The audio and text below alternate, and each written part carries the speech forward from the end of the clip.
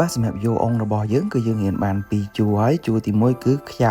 ខ្យុខ្យោហើយជួរទី2គឺឆាឈុឈោ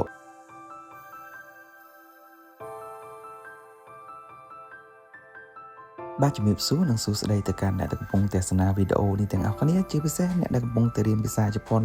អ្នកដែលរៀនមួយខ្ញុំជាពិសេសបំផុតតែម្ដងហ្នឹងហើយថ្ងៃនេះយើងចូលមកដល់ជួរទី3របស់យើងគឺជួរចាជុចុអញ្ចឹងឈីសៃយ៉ាយុយោនឹងបូកជាមួយនឹងអក្សរឈីហ្នឹងហើយអញ្ចឹងដូចយើងអានអក្សរហីរ៉ាកាណាអញ្ចឹងយើងអត់អានពាក្យខ្លះយើងអានឆាឈុឆុដែរប៉ុន្តែជាទូទៅគឺយើងអានចាជុចុហ្នឹងហើយអ្នកទាំងអស់គ្នាសង្ឃឹមថាអ្នកទាំងអស់គ្នាតាមតនមេរៀនរបស់យើងណាអរគុណច្រើនអ្នកទាំងអស់គ្នាសុយគីណែ